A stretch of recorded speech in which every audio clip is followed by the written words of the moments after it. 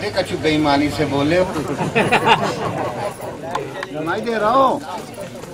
चलो आवाज जा रही।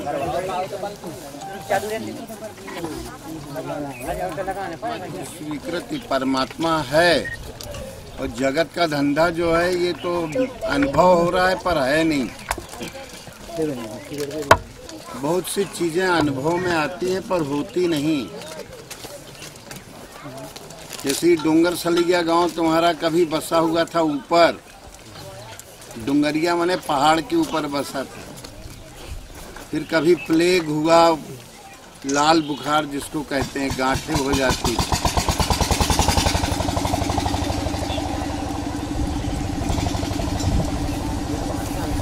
तो हर गांव की यही स्थिति है। हर गांव जब बड़ा बुखार आया था, लाल बुखार या फिर हैजा हुआ, तो हैजे के कारण या कई ऐसी बीमारियां हुई, बाहरी आक्रमण हुए तो लोगों ने अपने गांव छोड़ के दूसरी जगह बस गए। पर जो जहां रहने लगता है वहीं पर लोग मानने लगते हैं यही हमारा पुराना गांव।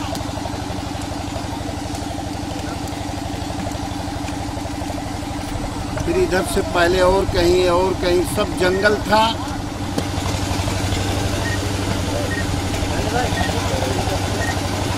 गांव बस्ती गई। ये स्वप्न जैसा खेल है, सपने का संसार है पूरा। इतिहास प्रकृति जब से प्रादुर्भाव हुआ तो मनुष्य लगाते हैं हम ही सबसे पहले उतरते हो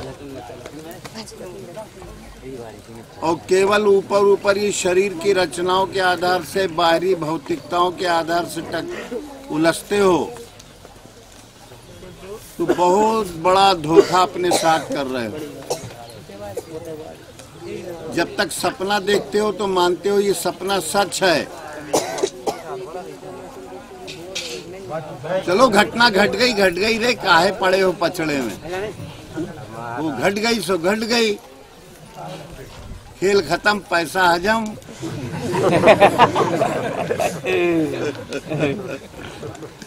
जो होना था हो गया। अब प्रकृति में प्रलय आने वाली है बड़ी जल्दी, आधी आबादी चली जाएगी, ज्यादा नहीं 10-5 साल में देख लोगे। और चली जाएगी तो ये भी चला जाएगा, सभी जाने वाला, जितने शरीरधारी हो सब। आत्मा तो अमर है। दुबरा गाँव की नहीं दुबरा गाँव रे, शक्कर की बीमारी है। शक्कर की? अभी शक्कर की बीमारी कोई बीमारी है? शक्कर की फैक्ट्री खुल गई। फैक्ट्री खुल गई तो खुशी होना चाहिए कि दुखी? वो एकदम मरो जा रहा है। शक्कर की बीमारी ये आम है और इसमें शक्कर की बीमारी या कोई भी बीमारी हो, देखो इसमें एक चीज, चौराई जो है हर घर में हो सकती है जहाँ पानी निस्तारू पानी हो। सुनाई दे रहा है? तो इसमें क्या होना चाहिए? हरी भाजियां खाओ। अगर स्वस्थ रहना चाहते हो तो हर घर में जो निस्तारू पानी होता है वहाँ चौराई हो जाएगी। क्या हो जाएगी? देखा है तेरे बाप ने? बड़ी अद्भुत चीज है, बम्बई में मिलत हुए। गांव में तो चौराई दिखे है ना। ये चौराई का पेड़ अद्भुत पेड़ है। अगर चौराई हर घर में लगी हो 2-4 पेड़ तो घर भर का काम चलता रहे, सब्जी भाजी। चौराई है। बड़े पेड़ों में कचनार का पेड़ है। कचनार के पत्तों की भाजी खा सकते हो। कचनार जानता है रे? नहीं जानो? जाना तो कभी देखो तो। अरे ये बोल रहा है तब तो जाना था। अभी दिखा रहा हूँ इसे, बता, हमने पूछा तो बता रहा था कि दिख रहा है। इसी का भतीजा है ना, वो क्या नाम है,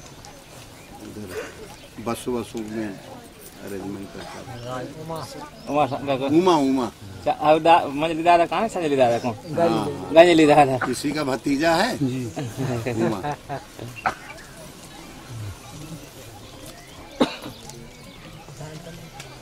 ये इसी तरह ये भर्रो खाता चल रहा है।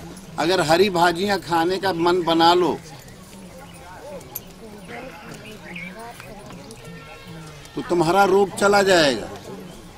नहीं तो उल्लू की तरह दवाइयां खाओगे तो आजकल दवाइयों में किसी का शक्कर का रोग दवा नहीं है। तुम दवा बढ़ाते जाओगे, शक्कर बढ़ती जाएगी, दवा की डोज बढ़ती जाएगी और रोग कभी खत्म होने वाला नहीं है। जैसे से दवा की मर्ज बढ़ता गया और तुम लगाते रहे, असली जड़ को खोजो। भगवान का भजन करने के लिए तो तैयारी करते नहीं हो। कहीं भगवान कहूँ होत है, किसने देखा? और जो है उससे आदमी आंखें मूंदना चाहता है। जो नहीं है, जो ये प्रपंच देख रहे हो, ये नकली है।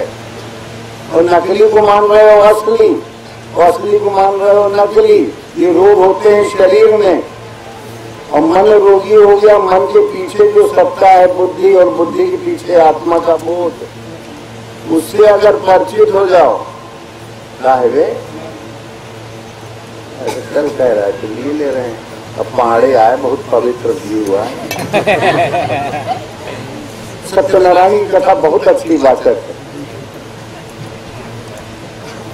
एक बार घूमने गया था हमारे साथ, हमने कहा क्या पढ़ा? तो कहीं सत्यनारायण गांव में पढ़ना पड़ता है। तो उसको पूरी कंठाग रहे। हमें लगता है इतनी अच्छी कथा शायद ही कोई सुना पाओगे।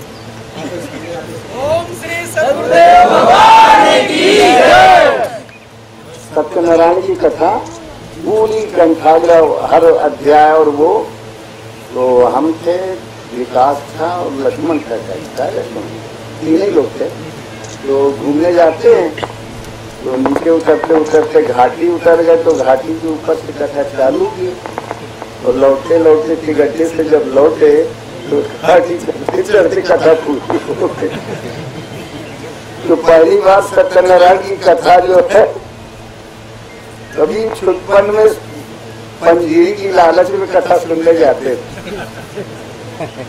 पंजीरी और दही और कुछ ऐसे पड़ा रहता था उस समय में।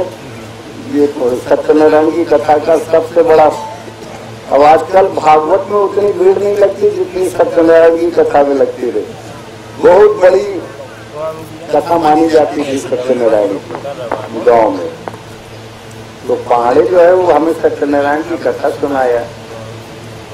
तो हमने कहा गाय विकास कुछ निकाल रहे, ये पंडित को जो चले लगा, हाँ हमें कुछ हमका नहीं दे हो यार, कुछ निकाल लो। तो कभी लक्ष्मण ने निकालो, कभी निकालो। ये कथाएं सब लबर सत्य वाली हैं, पर वो कोई मंगल कार्य करना हो तो उसमें सत्य होना नारायण। और जो प्रकृति है ये झूठी है। बाजी झूठ, बाजीगर साचा। इसी को बताने के लिए ये सत्यनारायण की कथा है। सत्य परमात्मा की सत्ता सत्य है, और जो कुछ भी देखने सुनने में आ रहा है वो सब असत्य है। अभी सुप्रीम कोर्ट का एक निर्णय आया है। उस निर्णय के अनुसार अब पंचायतों के चुनाव कराना जरूरी हो गया है। अब झूठ लबरई बोल है सब धुआंधार, और उसी धुआंधार झूठ लबरई में सब चक्कर में पड़ते जाएंगे। और हर जगह झूठे ही झूठ, राजनीति में झूठ। अभी पंचायत चुनाव के बराबर झूठा तो कुछ होता ही नहीं। और झूठ का कारोबार बढ़ेगा चढ़ेगा। पंचायत में पांचों पंचों का बना हुआ है ये पंचायती शरीर। हर एक का शरीर कितने पंचों से बना है? 5। ये पंचायती आय, और लोग मान लेते हैं ये मेरा शरीर है, ये मैं हूँ। यही सबसे बड़ी भूल है। अगर तुम लोग जान जाओ, पर वो जानना बड़ा कठिन है। गुरुद्वार से जो प्रवेश पाता है वो परमात्मा रूपी भव्य भवन में प्रवेश पाता है, जिसमें शरीर का अस्तित्व विलीन होता जाता है, मन विलीन होता है। क्योंकि परमात्मा को जानना है तो उसके लिए वैदिक भाषा समझना पड़ेगा। और ये लौकिक भाषा में ये बातचीत संप्रेषण जो भावों का हो रहा है, ये लौकिक भाषा से हो रहा है। बताएंगे उसके लिए। ये पांचों पंचों का बना हुआ ये पंचायती भवन है, इसमें चुनाव 24 घंटे हो रहा है। अपना वोट परमात्मा के चिंतन के लिए डालो वैदिक भाषा में। ये जीव जो है लौकिक भाषा में बोलती रहती है 24 घंटा। प्रपंच बताओ तो राधे, 5 भूतों का बना प्रपंच है, रचों प्रपंचों पंच मिली। ये प्रपंच बताती रहती है, झूठ बोलती रहती है। और क्या बोल रही है, नीचे हाथ लगाते नहीं कहते हैं। कोई गांव में ब्रिटिश पीरियड का घटना है, एक आदमी कह रहा था आज हमने इतना बड़ा खरा देखा। जैसे ये नन्हे पहले करत रहा इसके कार्य का सुंगरा उंगरा रोज हुआ है तो मारे रहो।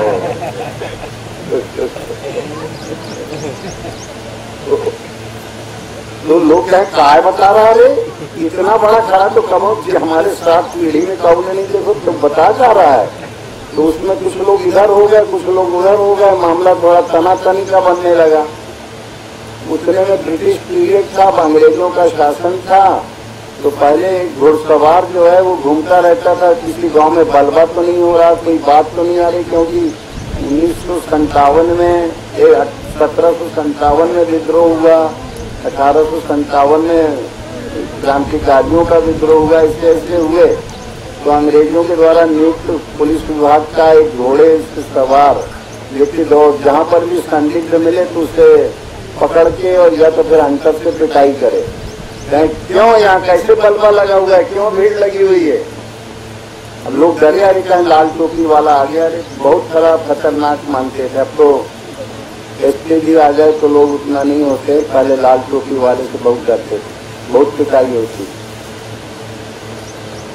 तो क्यों कैसे बलबा कर रहे हो, क्यों भीड़ लगाए हुए हो, क्या बात है, सब बताओ।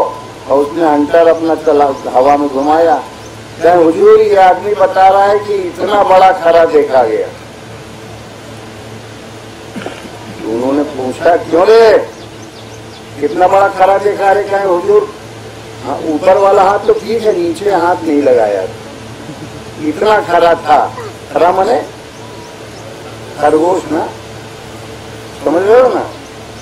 तो उसने कहा कि खरगोश तो इतना ही बड़ा था, नीचे वाला हाथ लगाना हम भूल गए, खत्म खेल।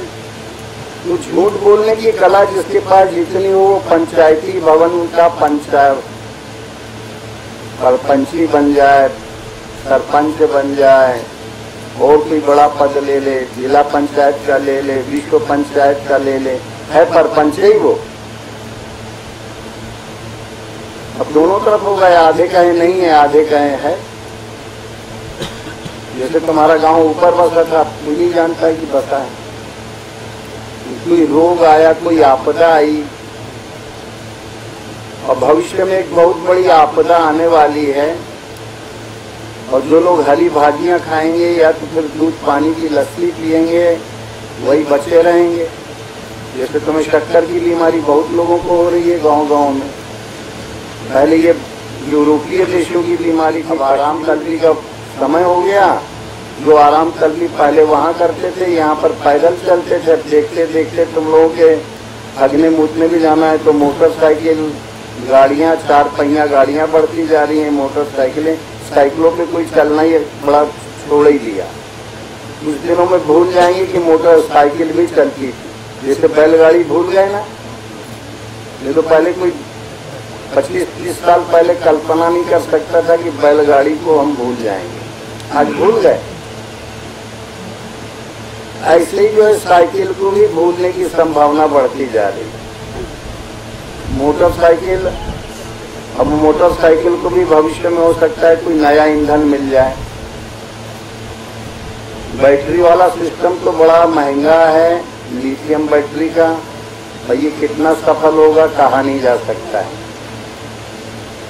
भविष्य का ईंधन एक हाइड्रोजन, लिक्विड हाइड्रोजन माने गैस, हाइड्रोजन गैस को तरल रूप में बना के, और सबसे सस्ता ईंधन भविष्य का उसी को बता रहे हैं, वही ईंधन बनेगा भविष्य का।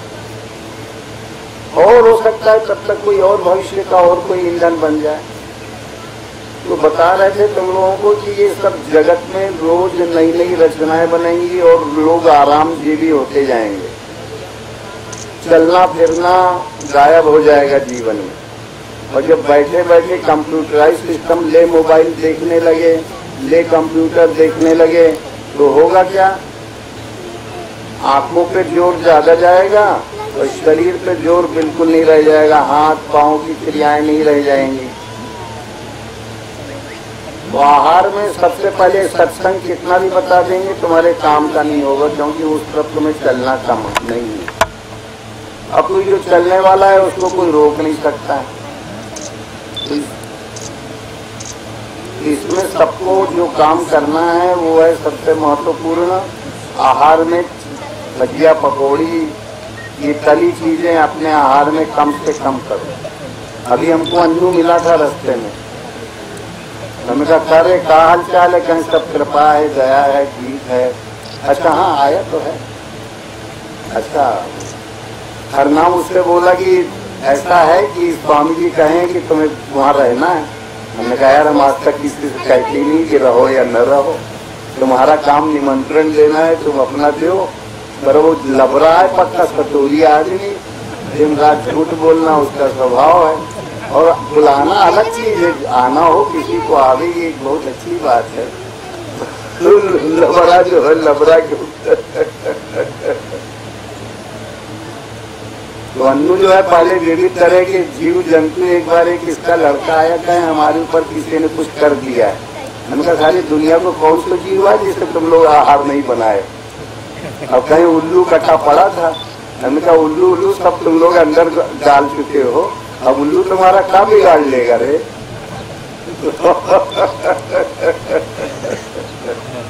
सारे जीव जंतु तुम्हारे पेट में चले गए।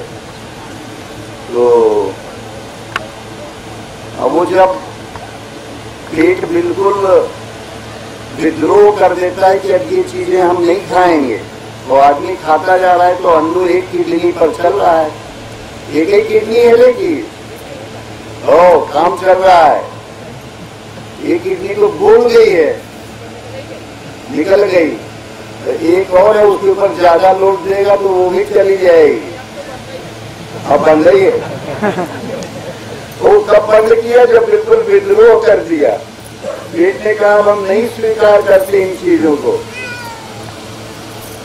तब जाकर के अन्नू जो है कहने लगे ये तो अब सब छूट गया। हमने कहा छूटा नहीं है, उस तुम्हारे कर्मों से विद्रोह हो गया, तो विद्रोह हो गया तब छोड़ना पड़ गया। अगर रोग होने के पहले ही सजग हो जाओ ये रोग नहीं होंगे। पर जीभ इतनी बदमाश है, ये दो मुंह वाली एक सर्पिणी है हर एक के साथ। तुम्हारी जीभ जो है वो क्या है? दो मुंह वाली सर्पिणी।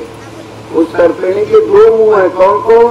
एक तो तरह तरह के रस लेना चाहती है, एक तो रस लेने वाली जैसे अन्नू जो है ये वाला हो जाए वो वाला हो जाए। तरह तरह के जो है जीव जंतु जो है उनका आहार बना बना के जो है भरता और रोटी खाए। ये भरता रोटी में जो है इनका जो है पूरा गोल गई मशीन।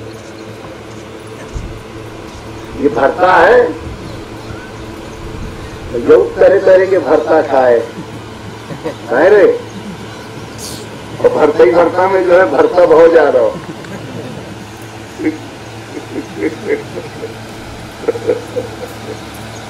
अगर हरी भाजियां खाना जान जाओ तुम लोग, तो एक आसन बताएंगे तुम लोगों को, उसको करना जान जाओ, हमें लगता है 90% बीमारियां तुम लोगों की गायब हो जाएंगी। 90%।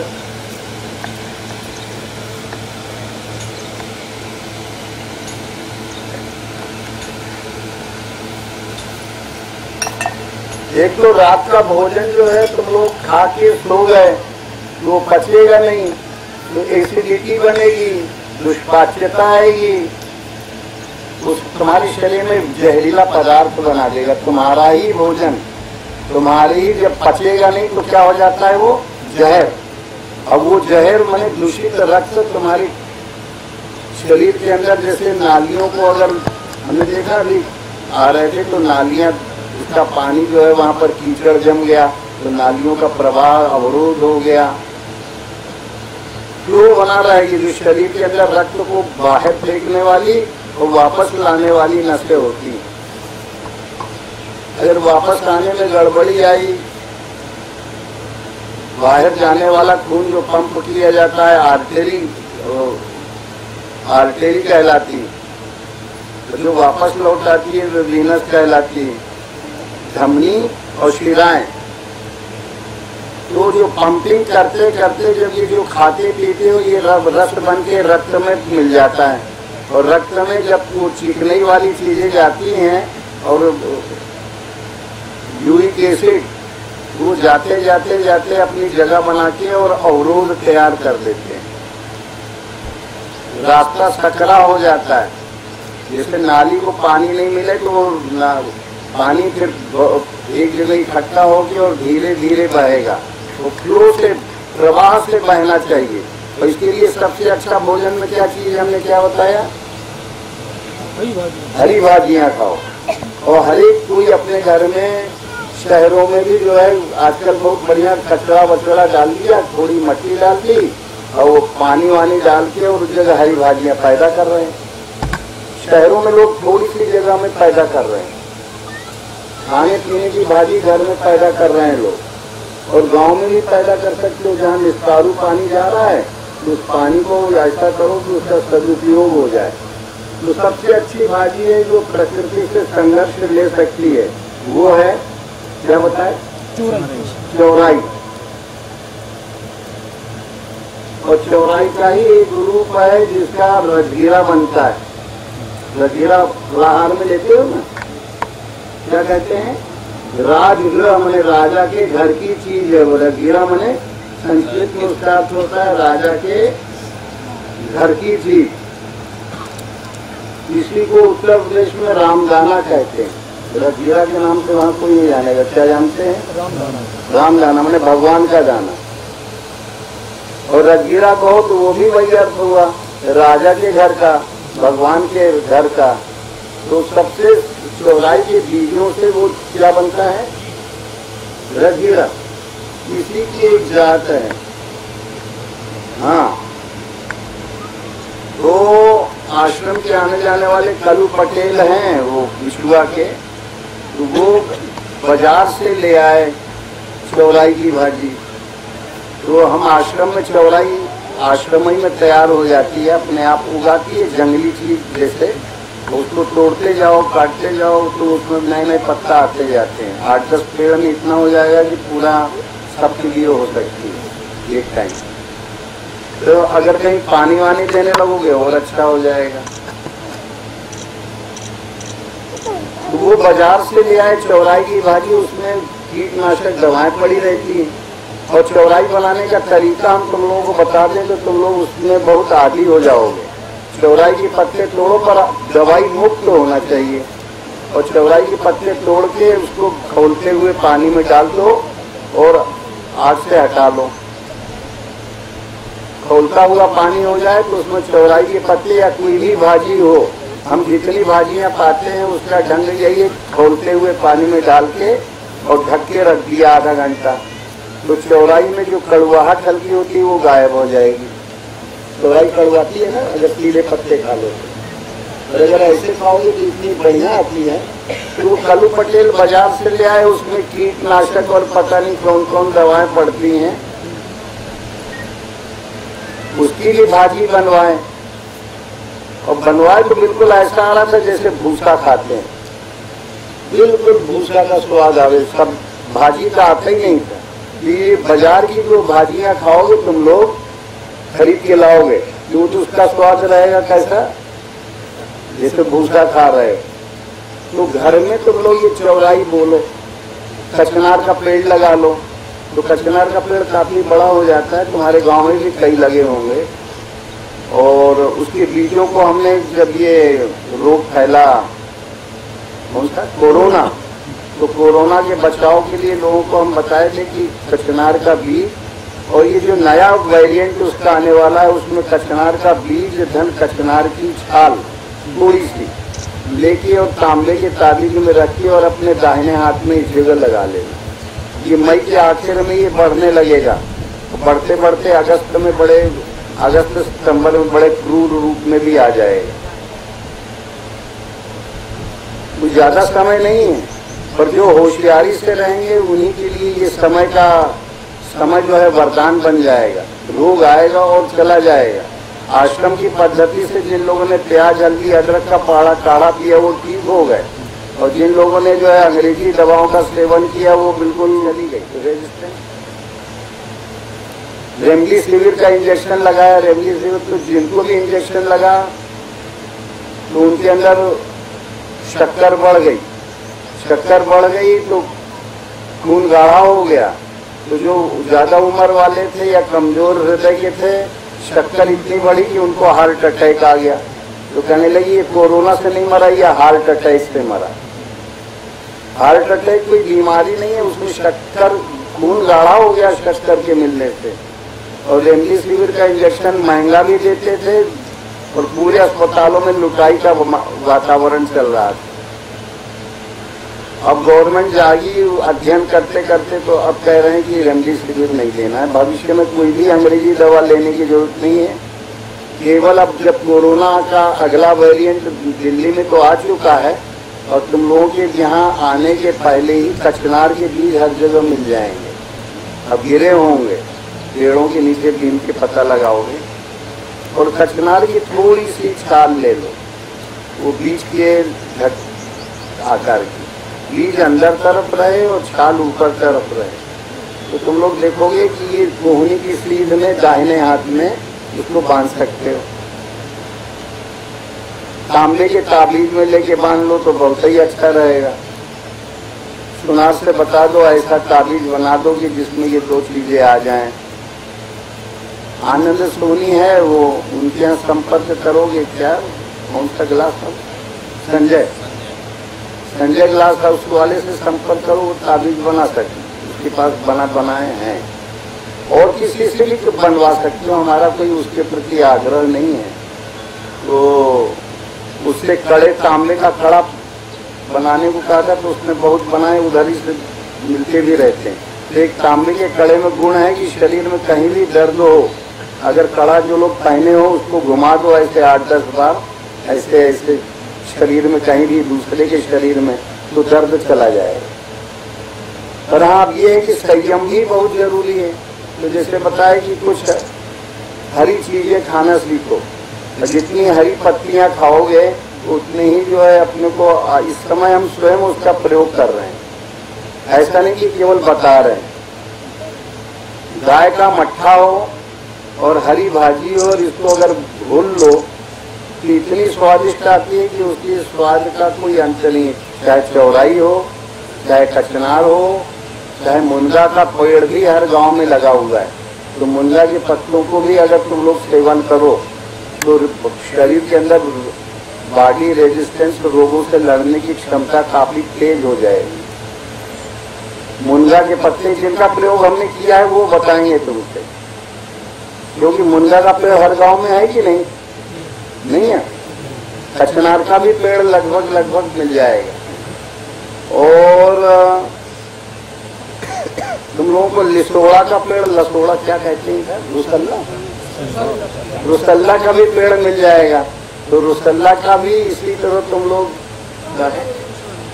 लगा है। हाँ, तो निकल चुके ना। कौन सा रे? के नीचे लगा है उधर बड़ा वाला, हाँ वो है रुसल्ला। तो रुसल्ला के पत्तों का भी जो है तुम लोग जिस तरह से हम बताएं, गर्म पानी में डाल दो उबलते में, उसके पत्तों की भी भाजी खाओ, वो वात नाशक होती है। दर्द हो शरीर में, दर्द में आराम हो जाएगा। तुम्हारे बाप लोगों ने नहीं खाई, हम बता रहे हैं। तो ये चीजें जो है स्वयं प्रयोग कर रहे हैं। चौराई की भाजी तो रोज सुबह पाते ही हैं, और दूसरे टाइम कभी इसके पत्ते हो गए। बोई के भी पेड़ हो जाते हैं, थोड़ी नमी हो गए घरों में। बोई है, रुसल्ला है, वो एक पेड़ होता है, वो तो तुम लोग या नहीं है, गंभारी। आश्रम में कई गंभारी के पेड़ संभाल के लगे, नहीं देखे? उसके पत्ते खाने में मीठे आते हैं, उसकी भी भाजी बन सकती। तो कहने का मतलब हम ये सब चीजें क्यों बता रहे हैं, और एक आसन बता रहे हैं। अगर उसको तुम लोग जो है नमनासन उसका नाम दिए, नमन मुद्रा में होने से उसका नाम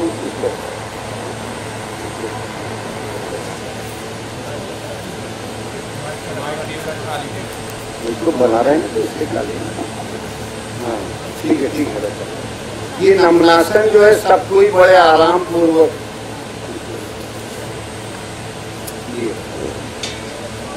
केवल 15 मिनट कम से कम करो।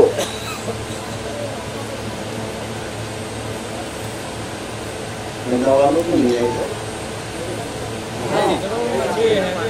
अच्छा, कल करवाए थे ना बंडा वाले, कैसा लगा?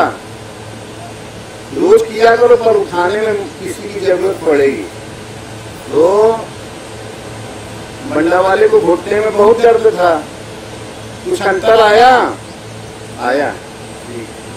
तो इसको रोज कोई भी शरीर में, चाहे कैंसर ही क्यों ना हो जाए, चाहे किडनी का रोग हो, हर रोग में ये फायदा करता है, तुम्हें बताएं। और वो आसन तुम्हें करके दिखा रहे हैं, सब लोग देख लोगे। और करना न करना तुम्हारी जो है शरीर के प्रति निरोग बनाने के ऊपर है। और कोई कोई कहेगा कि अरे हमसे नहीं बनता, नहीं बनता। बंडा वाले किए थे कल, बहुत घुटनों में दर्द था इनसे। तो वो आसन तुम लोगों को दिखाने जा रहे हैं, इसलिए दिखा रहे हैं कि ये दो एक आसन अगर तुम सीख लो, और बहुत सरल आसन है। ये नमनासन का मतलब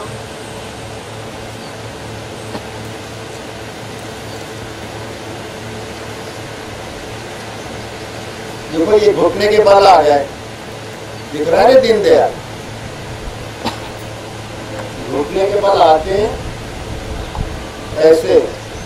घुटने दूर दूर भी कर सकते हो चाहो तो। और ये दोनों पंजे जो है जमीन में चिपके रहेंगे, पंजे से कोहनी तक का हिस्सा। और उसकी दो परिस्थितियां हैं, सिर को जमीन में लगा दो कुछ समय, और कुछ समय ठुड्डी को लगा दो। तो ठुड्डी अगर लगाओगे, ठुड्डी क्या दाढ़ी कहते हैं, दाढ़ी लगाने पर तुम्हारी रीढ़ की हड्डी अंदर चली जाएगी। और अगर ये वाला हिस्सा लगाओगे तो रीढ़ की हड्डी बाहर आ जाएगी। तो अंदर बाहर करने से रीढ़ की हड्डी का क्या हो जाएगा? व्यायाम। और रीढ़ की हड्डी का कोई व्यायाम न होने के कारण लोग बीमार पड़ते हैं। तो इसमें क्या होता है, पेट एकदम कितना भी खड़ा हो नरम हो जाता है, फेफड़े दोनों नाकें खुल जाती हैं, आंख की दृष्टि खुल जाती है। जिनको कम दिखता है उनको ज़्यादा। यहाँ तक कि एक रैली का व्यक्ति आया था, वो रामेश्वर जो गंगारिया होते हैं, उनकी माँ आई थी। तो उसकी माँ कहने लगी, स्वामी जी आप धुंधले दिख रहे हैं। तो कहीं इसका मोतियाबिंद तो पक गया है। तो पके हुए मोतियाबिंद में ये व्यायाम उसकी माँ को करवाए 15-15 मिनट 2 बार। तो उसको दिखने लग गया। हमने कहा, दूसरी बार जब किया उसने तो हमका कहा क्या कुछ दिख रहा है? क्या आपको साफ दिख रहे हैं? तब समझ लो, केवल ये सरल सा व्यायाम है, दिख रहा है सबको। अब बस इतना करने के बाद फिर सिर को लगा दो यूं, और हाथ लगा लो यूं।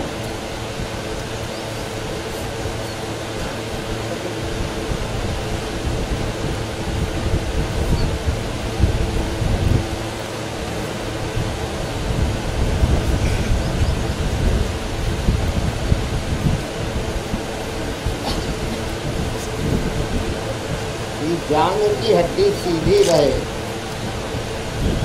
जांग की हड्डी सीधी रहेगी तो काम बनेगा।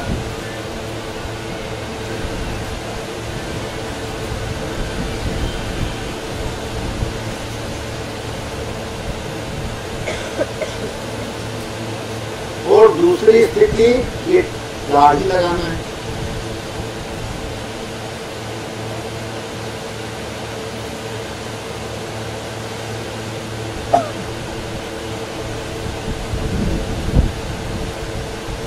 इसमें रीढ़ की हड्डी एकदम घुस जाएगी अंदर, तो ऐसा करोगे तो बाहर आ जाएगी।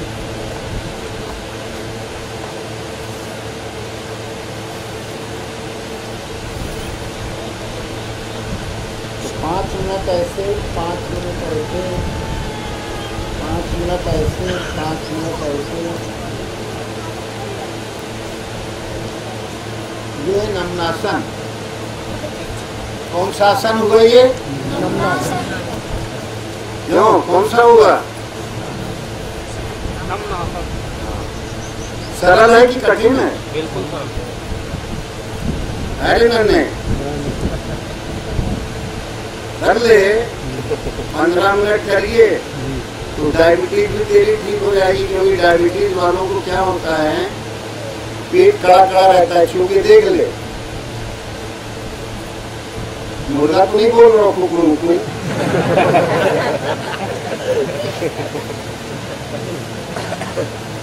देखो कुकड़ू को बोले तो करो हो जाए पेट। तो ये जरूरी नहीं कि मुर्गा ही, असल में जो भी तली चीजें हैं और तली चीजों को समाहित करने के लिए हरी भाजी, हरे पत्ते ऐसी चबाओ जैसे बेल का पेड़ है, ऐसी चबा सकते हो बेल के पत्ते को। ये कठिन है क्या? और एक और आसन है पेट में, अगर किसी को वायु वगैरह रुकी रहती है तो एक बहुत सरल आसन है पवन मुक्तासन। वो पवन मुक्तासन भी गर्मी के दिनों में आजकल विशेष लोगों को गड़बड़ रहती है। ऐसे हो गए, ऐसे हो गए, देखो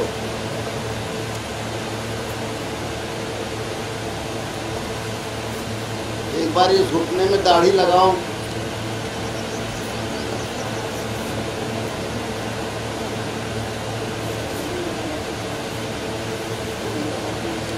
ऐसे 21 बार लगा लो दोनों घुटनों में और थोड़ी देर रुके रहो तो पेट साफ हो जाएगा। पेट साफ करने के लिए, क्योंकि कब्ज शक्कर की बीमारी बनती है, पेट साफ होता नहीं और खाते चले जा रहे हो।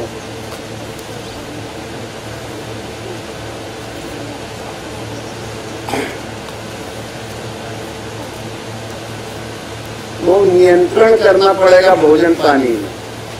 कोई भी रोग हो, सभी रोगों में हमने देखा कैंसर के रोगी जो तड़प रहे थे आंत के रोग से, आंतों में एक गाल ब्लडर से एक नस गई हुई है, पित्त को जो आमाशय में स्टमक में गिराती है, वो नस के नसई में जो है वो हो गया उसको कैंसर। कैंसर की गांठें गोल गोल गोल गोल छल्लेदार होती है। किसी को भी मुंह में हो जाए, कहीं हो जाए, वो छल्ला छल्ला छल्ला छल्ला जैसे होता है। देखा हो तुम लोगों ने या ना देखा हो, जब कैंसर की शुरुआत होती है उसकी छल्लेदार छल्लेदार गांठ बनती है शुरू में। तो ये वाला व्यायाम करने से कौन सा, अरे तुझे नहीं याद होगा क्या नाम है? अरे ये आसन का क्या नाम हुआ जो पहले किए? नमनासन। क्या नाम हुआ? हाँ, नबंध नहीं भाई, नमन मुद्रा में, नमन माने प्रणाम की मुद्रा में ये आसन होने से नमनासन है। इसको मुसलमान लोग नमाज की मुद्रा में करते हैं, पर उनका कमर झुकी रहती है। असल में कमर ऐसे उठी होना चाहिए, जांघ की हड्डी ऐसे 90 डिग्री ऐसी खड़ी रहे। ये नमनासन हो गया। नमन की मुद्रा, प्रणाम की मुद्रा, प्रणाम की मुद्रा में रहे और नमन मुद्रा में लोग प्रणाम करते हो तुम लोग, बस उसी प्रणाम की मुद्रा को ही जो है, इसका कई लोगों ने ये वाला प्रयोग जो इधर से जुड़े हुए हैं, इधर उधर कुछ लोगों को बताते हैं तो लोगों को लाभ हुआ। लोग कहने लगे भैया ये कौन सा आसन है? नमनासन। तो गूगल में सर्च किए तो नमनासन मिला नहीं उनको। कहने लगे यार ये गूगल में तो नहीं मिल रहा, ये हमारे अमृत भेजिया का स्पेशल आसन है, ये गूगल में ना मिलेगा, ये अमृत भेजिया में मिलेगा। तो बहुत से आसन ऐसे हैं जो आश्रम के ही हैं, जैसे कई हैं, जैसे एक लोगों को ये वाला बताते रहते हैं ऐसे करो ऐसे ऐसे करो तो शरीर तुम्हारा पूरा ढीला हो जाएगा।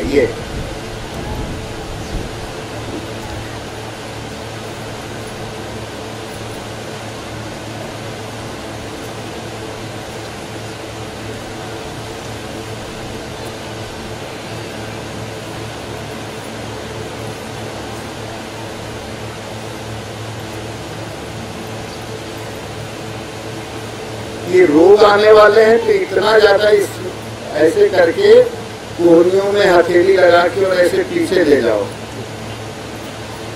और छुट्टी को यहाँ कंठकूप में लगाओ।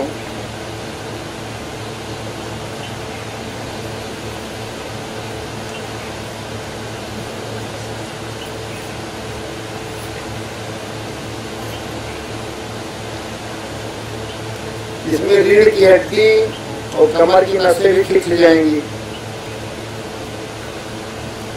ये 2-3 आसन कर लो आराम से। एक तो पवन मुक्तासन प्रसिद्ध है, योग दर्शन की पुस्तकों में ये रामदेव जी वगैरह भी करवाते हैं, पर ये नमनासन नहीं और एक ये वाला आसन नहीं, इसको उसमें नहीं है उनके।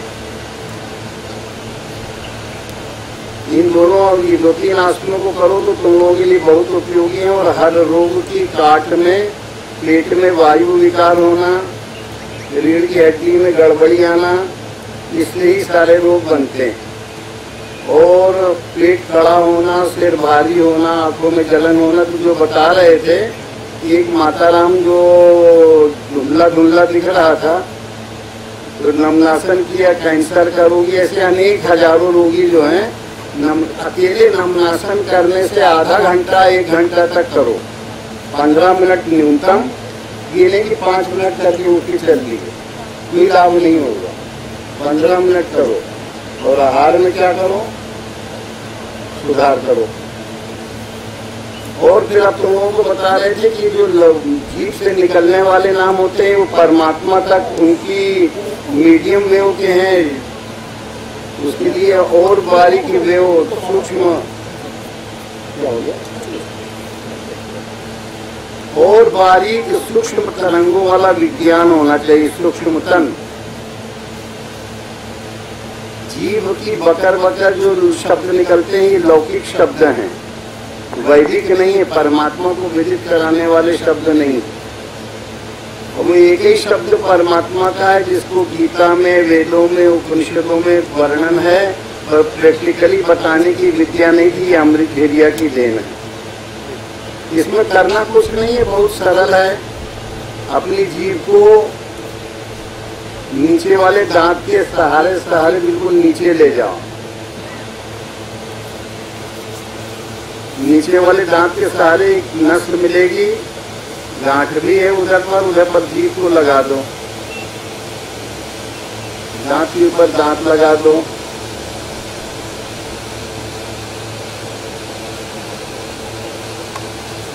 जीभ के पीछे वाले हिस्से से ओम ही ओम की ध्वनि आएगी। सब लोग इस क्रिया को करो। इसमें 3 तरह की स्थितियां होती हैं। जीभ का जो बिल्कुल पीछे वाला जहाँ कौवा लटक रहा है उस तरफ से जब जीभ लगा देते हो नीचे तो वैदिक भाषा का शब्द ओम ही ओम निकलेगा। सब लोग करके देखो। जीभ को कहाँ लगाना है, नीचे वाले दांत के सहारे सहारे और नीचे ले जाओ, और ले जाते बिल्कुल नस में लगा दो। आँख बंद कर लो, अपने कानों को श्रोता लगा के सुनो। अंदर से ओम की ध्वनि जीभ के सहारे नाक तक आ रही है, जीभ के पीछे से कौवा तरफ।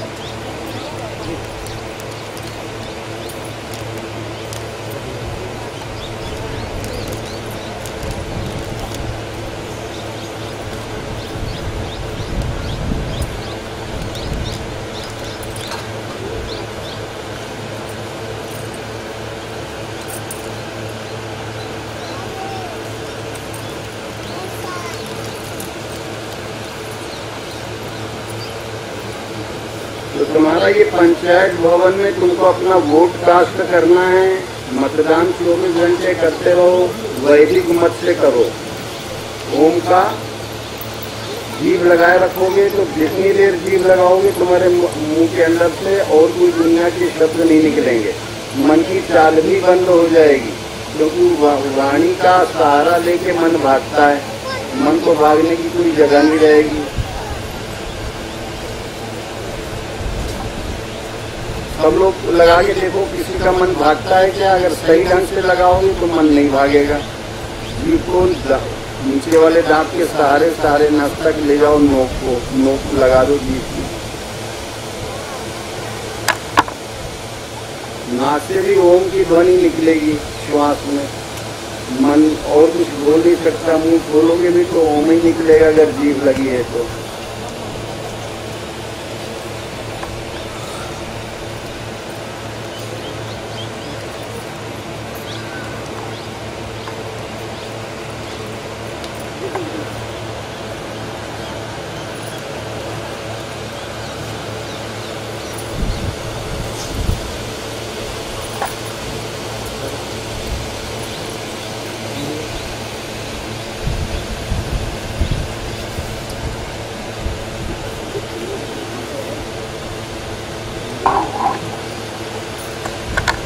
ये वैदिक भाषा का शब्द ओम जो है, जब कोई संसार में वेद नहीं थे, पुराण नहीं थे, तो केवल ओम ही वेद था। श्रीमद् भागवत में 12वें स्कंद में स्पष्ट वर्णन आता है। जब कोई वेद लवेद नहीं थे तो केवल ओम ही क्या था? वेद था। उन्हें परमात्मा को विदित कराने वाला ओम था, ओम है, और ओम में ही सारे शब्दों का विलय हो जाता है। जब जीभ लगाते हो तो कोई शब्द तुम्हारे मुंह से निकल नहीं सकता। ये वैदिक शब्द के द्वारा परमात्मा को विदित कराने वाली प्रक्रिया में लग जाओ। ये तुम्हारी बुद्धि जो है शुद्ध हो जाएगी। वधु है और जो परमात्मा रूपी वर है, उसको वर्ण करने के लिए वो बुद्धि के अंदर जब शुद्धि नहीं होगी तब तक भगवान उसको स्वीकार नहीं करेंगे। और बुद्धि की शुद्धि होती है नाम जप से, ध्यान से, ज्ञान को पकड़ने से। ज्ञान के बराबर कोई पवित्र चीज नहीं। ज्ञान क्या है? ये सब सपना है। ये शरीर मिला है और छूटेगा, ये चीज सत्य है। अगर ये सत्य ना होता तो तुम्हारे माँ बाप, बब्बा, खब्बा, डब्बा ये सब दिखते, पर कोई नहीं दिख रहा। दिखता है, चले गए। ऐसे ये भी शरीर जाएगा, पर तुम आत्मा रूप से अमर हो। अपने आत्मा की अमरता को अंदर अच्छी तरह से अनुभव करने की तुम्हारे पास आंख आ जाए। और जब तक ओम का जाप करने से वो एक्सपेरिमेंट करने का, अनुभव करने का मार्ग तुम्हारा प्रायोगिक मार्ग खुल जाएगा। अधिक से अधिक जीभ खाली रहो तो जीभ को लगाए रखो।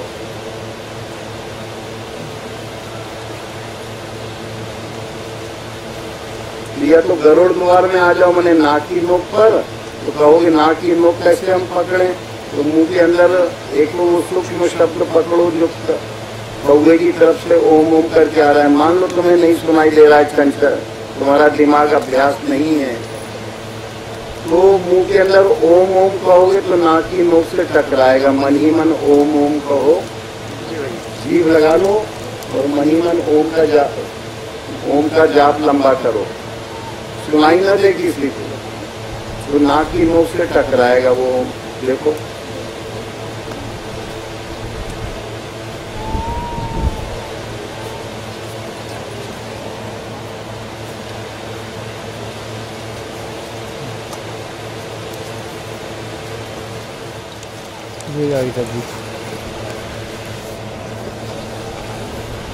ये जो ओम कहने से नाक की नोक से टकरा रहा है कि नहीं?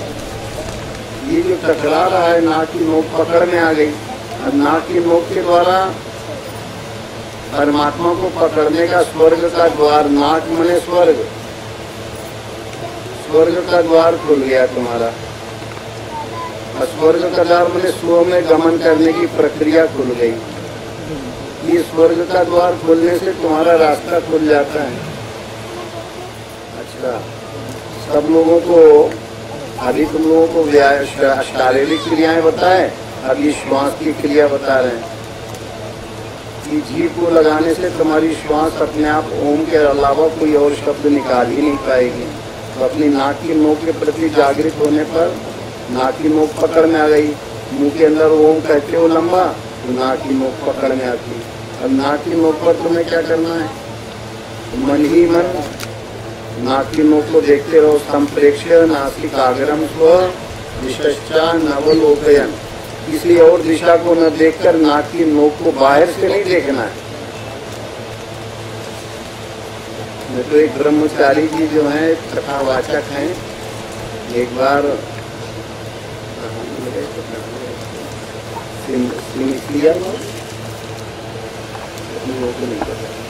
सियरमऊ गए, तो वहाँ के कुछ लोगों ने बुलाया।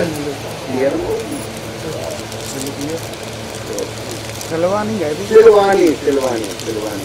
हाँ ऐसे हमें याद नहीं था, करके बता देगा। सिलवानी गए थे तो ब्रह्मचारी जी की कथा थी। तो संप्रेक्ष्य नासिका को बोलने लगे नाक की नोक। हमने कहा नाक की नोक नहीं देखना है, क्योंकि आगे लिखा हुआ है संप्रेक्ष्य नासिकाग्रम को, अपनी नाक की नोक देखो, विशेषता नवलोकयन, किसी अन्य दिशा को मत देखो। इसका मतलब बाहरी नाक की नोक तो बाहर कोई देख नहीं सकता सीधे, या तो शीशा देखो। तो उसको देखने का तरीका यही है कि मुंह के अंदर से ओम कहोगे तो नाक की नोक पकड़ में आएगी। नाक की नोक को आंख बंद करके देखो। तो अगर कहीं बाहर से देखोगे तो उसको नहीं पकड़ पाओगे। उसको देखने का तरीका यही है। क्या तरीका है कि उसको बार बार ओम का जाप करो तो नाक की नोक पकड़ में आएगी। नाक की नोक पर मन को ले आओ जीभ लगा के, वहां से श्वास आ रही है जा रही है। गरुड़ द्वार है और वो काकभुषुंडी द्वार, जहाँ बता रहे थे जीभ का पीछे वाला हिस्सा जहाँ कौवा लटकता है, काकभुषुंडी की जगह है वो। काकभुषुंडी की गुफा है उधर से वो ब्रह्मरंध्र नीलगिरी पर्वत ब्रह्मरंध्र तक उसकी पैठ है। कौवा उड़ जाता है ब्रह्मलोक तक आगा, हर एक के पास है और उसका उपयोग नहीं जानते। वही शरीर ही में है वो। तेरे घटे ही में राम कहाँ भटके, आत्मा राम तुम्हारे अंदर है। आत्मा राम सर्वत्र है, पर वो दृष्टि चाहिए, दृष्टि खुल जाए तुम लोगों की। और खोलने के लिए सरल उपाय जो बता रहे हैं कठिन नहीं है। कोई उल्टा नहीं करना है तुमको, कांटों पे नहीं सोना है। शरीर को कांटों में सुलाई लोगे तो क्या होगा? मन तो नहीं सोया ना। तो मन को फांसी दे दो, शरीर को नहीं। शरीर को देने से कोई फायदा नहीं होता। ही तो एक शरीर छोड़ेगा, दूसरा लेगा, फिर दूसरा लेगा, तीसरा लेगा, चौथा लेगा। मन को चढ़ा दो फांसी। तो जब तक मन को ओम का जाप वैदिक वाणी करवाओगे, वैदिक वाणी से ओम का जाप करेगा ये, तो अपने आप उसको क्या होगा? शब्दों का जाल छूट जाएगा तो फांसी लग जाएगी, उसकी चाल बंद हो जाएगी। तो नाक की नोक पर टिकोगे तो अपने आप ओम ही ओम श्वास में तुम्हें अनुभव होगा। सब लोग इस तरह करो, अपनी नाक की नोक पर टिकने का प्रयास। अपने आप अंदर ओम कहोगे लंबा तो नाक की नोक पकड़ में आएगी। तो पहले एक बार वैदिक वाणी से 5 बार ओम का जाप कर लो। हमारे साथी ओम का जाप करना।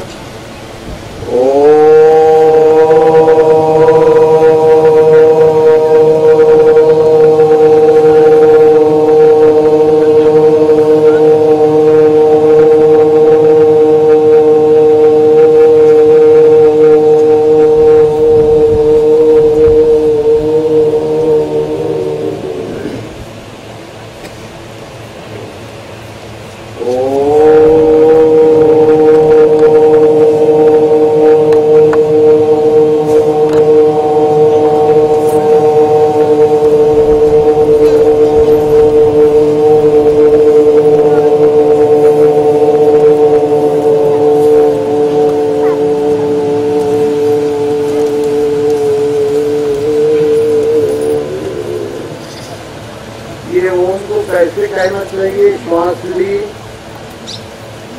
रीढ़ की हड्डी का जो सबसे निचला हिस्सा होता है, जहाँ आखिरी छोर है रीढ़ की हड्डी का, वहां से ओम को उठाओ।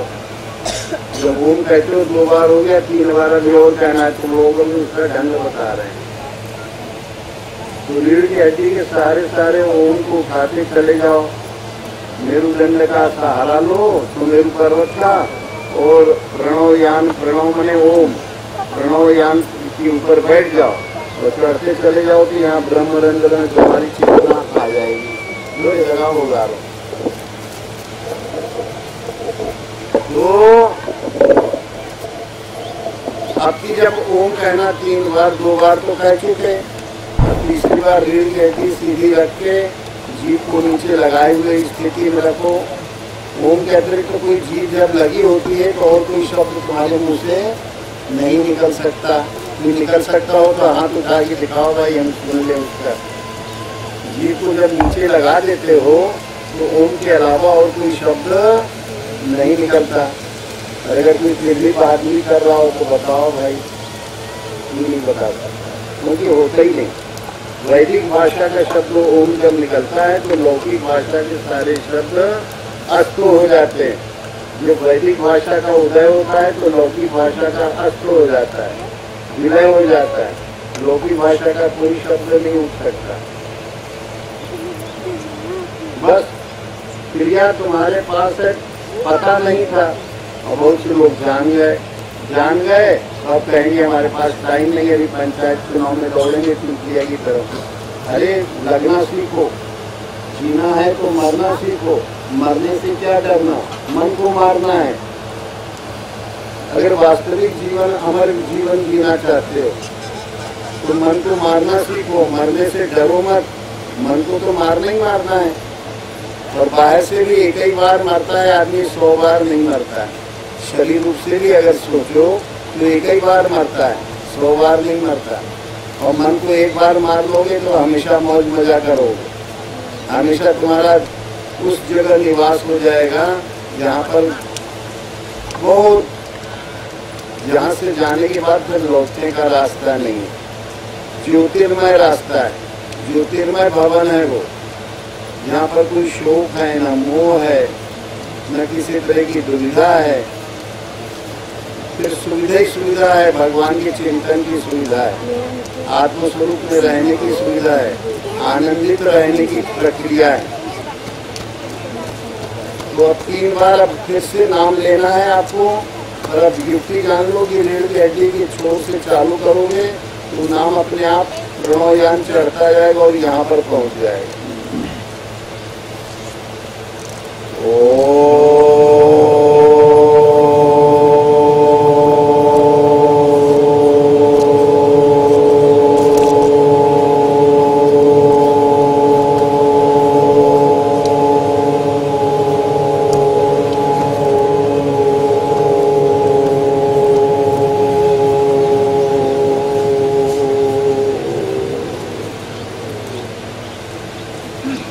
रामायण में आता है गोस्वामी जी की, देवल तके मेरुगिरी गुहा।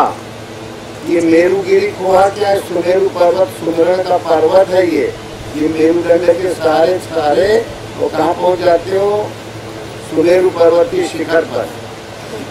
तो देवल तके तुम्हारे अंदर की दैवी प्रवृत्तियां ओम का आश्रय लेकर के, देव दिव्य वैदिक शब्द का आश्रय लेकर के और कहाँ चढ़ जाती है? सीधे ब्रह्म स्वरूप। तो 3 बार हो गया, 2 बार और करना है। पर घर में तुम लोग अभ्यास करो इसका नियमित। सुबह उठ के नमनासन करो, करते हो तुम? सबसे पहले सुबह उठ के नमनासन से चालू करो, फिर उसके बाद प्रणव का उच्चारण करो, तो उसको सूक्ष्म रूप में नाक की नोक पर सुनो।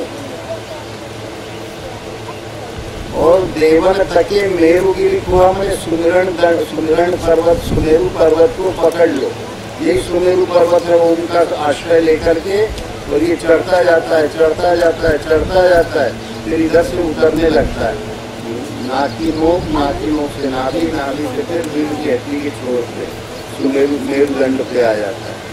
देवन तके मेरु, जब रावण का अत्याचार हुआ, अज्ञान अंधकार हुआ, तो देवताओं ने कहा कि भैया सुमेरु पर्वत की गिरी को हमें किसी को पहुँच जाओ। तो ठीक है, 2 बार और कहना है अभी ओम।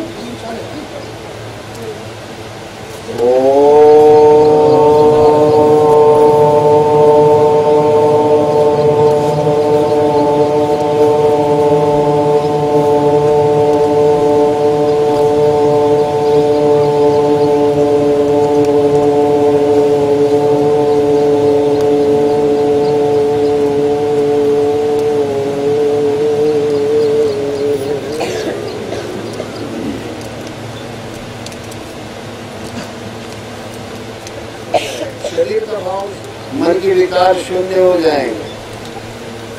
इतनी सरल ब्रह्म विद्या है कि तुम लोग उस ब्रह्म विद्या का आश्रय लो। इस ब्रह्म विद्या के आश्रय से मन के विकार, मन के उपद्रव सब गायब हो जाएंगे। इसलिए मन का स्वभाव होता है चमड़ कूट का धंधा। ये केवल जो चमड़ियां बनी है शरीरों की, इसी के आधार से इधर उधर दंड फंड सोचता रहता है।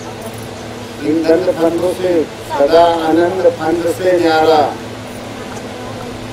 भोग में योग सिखावे शरीर में रहते हुए, और तुम अपने भगवान का भजन कर सको, ऐसा योग तुमको पकड़ में आ जाएगा। मुंह से न बोलो तो जीभ लगाए रखो, और ओम लंबा कहोगे तो अपने आप मन ही मन कहो। ये तो बाहर से तुम लोगों को समझाने के लिए का 4 बार हो गया, एक बार और है।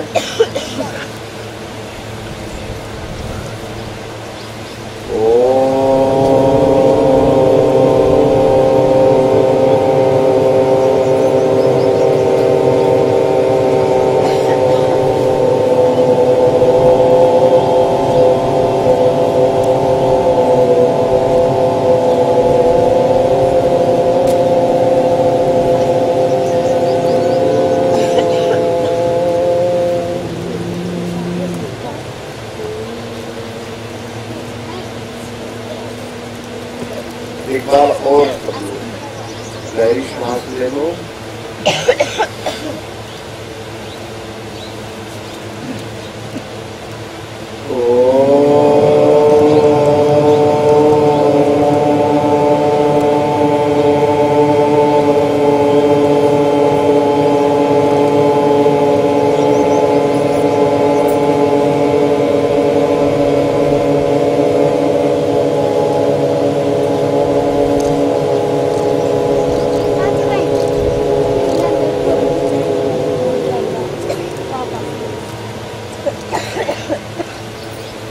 शरीर के सारे रोग गायब हो जाएंगे।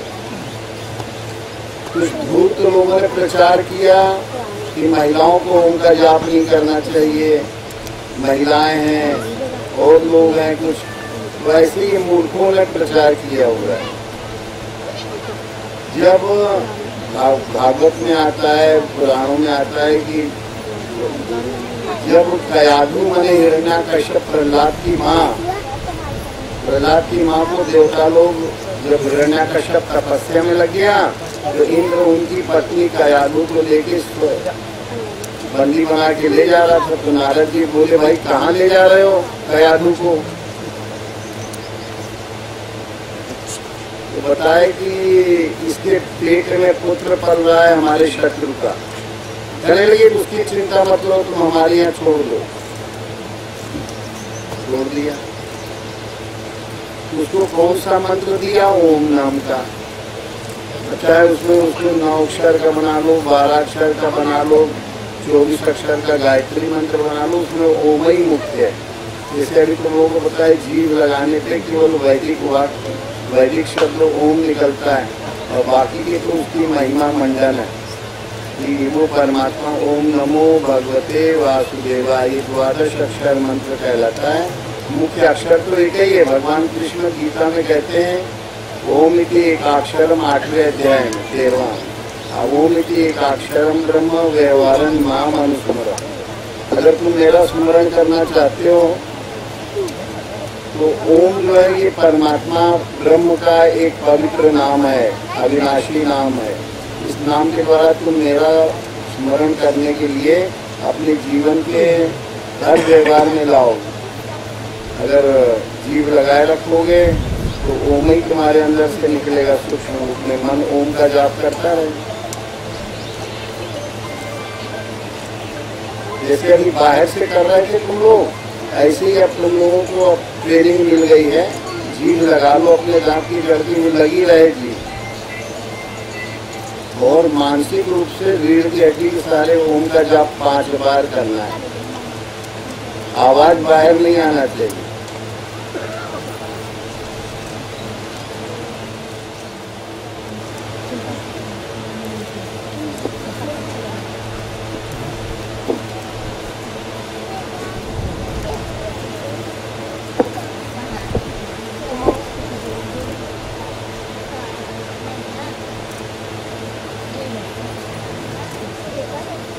इसको रीढ़ की हड्डी जब श्वास बाहर जाए, ये ब्रह्मरंध्र से वो श्वास जो है नाक की नोक पर आती है, नाक की नोक से नाभि, नाभि से मूलाधार, रीढ़ की हड्डी का छोर।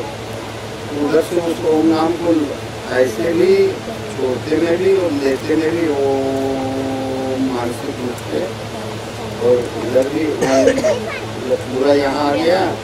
तो जब श्वास छोड़ने के लिए व्याकुलता हुई,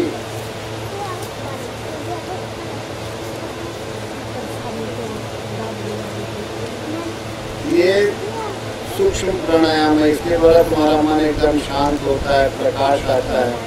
ओम कहती है अपने गुरु स्वरूप में समाहित होने का प्रयास करो। जानो कि जो भी है अनुभव में आने वाला जगत ही झूठा है। झूठा नहीं तो सच मान के करोगे क्या? जब भाई नहीं तो करोगे कैसे सच इसको? इस जगत में जितनी कीर्ति या किसी को मिल जाए कुछ, तो वो उसके शरीर का अभिमानी तो बनेगा। जो नाशवान है, मिला है वो छूटेगा। जो नाशवान का क्यों भजन किया जाए? अविनाशी का करो।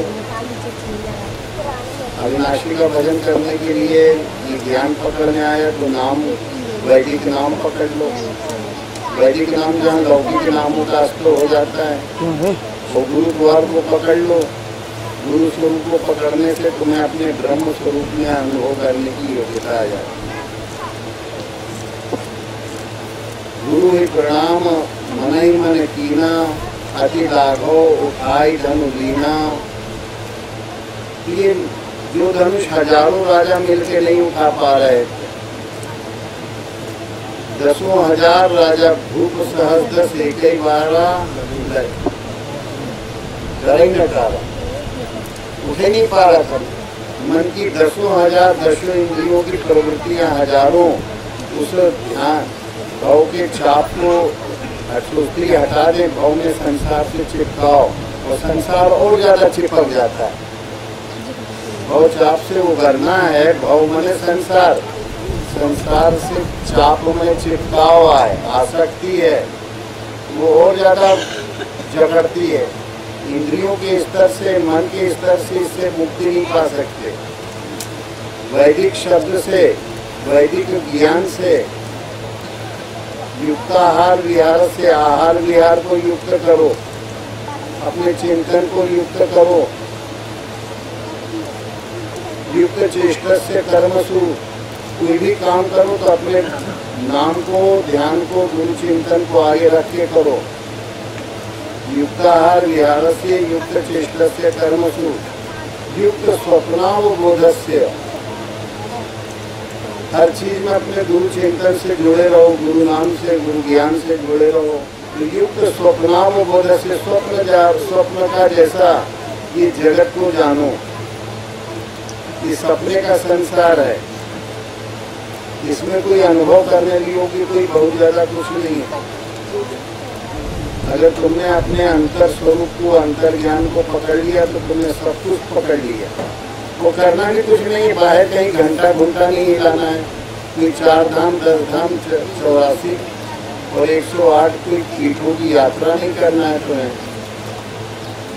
तो अभी जो है वो एक पर्व आया था, क्या गंगा सप्तमी, तो एक वायरल खबर हो जाती है पुराणों में।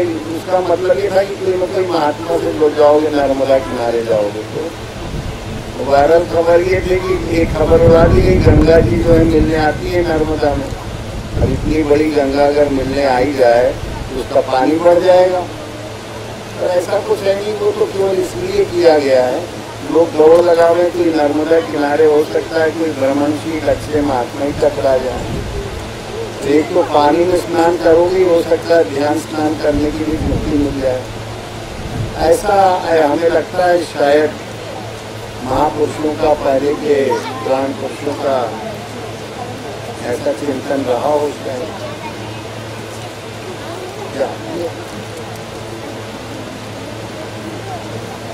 ये दो तीन बातें पकड़ लो। एक तो ये शरीर के कुछ आसन वासन बताएं, श्वास की क्रिया बताएं, वैदिक शब्द को उठाने की प्रक्रिया बताएं कि वैदिक शब्द कैसे उठाओगे। ये लौकिक शब्दों को जननी जो है, ये जीव है, ये सर्पिणी है, तरह तरह के रस लेती है, वो टुकड़ों लेती है, कहीं जो लेती है, तरह तरह की जीव जंतुओं का, तेल ही तेल में भिगो के बने हुए व्यंजनों का, तली चीजों का। ये जीव तरह तरह के रस, खट्टा मीठा तीखा चटपटा, ये जीव लेती है रस। और दूसरी चीज अहंकार युक्त तो वाणी निकालती है। ये दोनों घटनाओं से ये जो जीव है, जीव की घटनाओं से पतित हो जाता है। इतना पतित हो जाता है कि अपना शरीर का भी स्वास्थ्य बिगाड़ता है, मन का भी स्वास्थ्य बिगाड़ता है और अस्वस्थ हो जाता है, परमात्मा की चिंतन में स्थित नहीं हो पाता है। 24 घंटे की सर्पिणी तरह तरह के वाक्यों को मुंह से निकलवा देती है और जीव फिर पछतावा करता है कि मैं क्या बोल गया।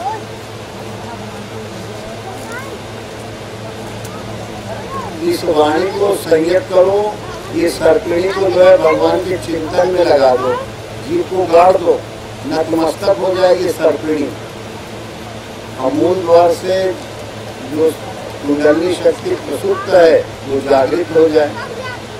तो काफी कुछ लोगों को ये क्रियाएं जो है शरीर मन को बुद्धि को संयमित करने की बताएं, इनको आप लोग अपने जीवन में उतारिए। अगर इतने लोगों में एक आदमी भी कर लेगा तो हम अपने को कृतार्थ मान लें, क्योंकि गुरु महाराज ने जो अंदर से विद्या बताई वो आप तक भी आगे पहुँचे। तो ये जो है एक हमारा कार्य रहता है कि पूरे संसार में वो समस्त लोग एक सुगम तरीके से उसको सुबोध कर सके, सुगम शैली से। उसके लिए कोई प्रचार करने की जरूरत नहीं है, न कहीं आने जाने की जरूरत है। वो जो संजू है ये बहुत छोटा था, तो इसकी किडनी खराब हो गई थी मलेरिया की दवा होते होते। तो इसके घर वाले आश्रम ले आए, कहने लगे स्वामी इसकी, तो हमने कहा भाई ठीक है कोई बात नहीं है। इसको दूध पानी की लस्सी पिलवाए, इसकी बिल्कुल अंदर से बिल्कुल ऐसे हो गया था। हाँ बाद में इसका हृदय का वाल होने गड़बड़ था, पर कि वो दूध पानी की लस्सी इसको कुछ देर पिलाई, 21 दिन। हाँ ये ठीक हो गया, संयम नियम बताया, तो आज ये पनप गया और आज जो अब जो है समिति रचना का क्रम जो है ब्रह्मा का जो है चालू रखने वाला ने तो तभी ठीक ही हो जाता। हाँ बेईमानी से बोले हो रे, कलयुग भाग जाए। ओम श्री सद्गुरु एक बार और परमहंस गुरु महाराज की जय।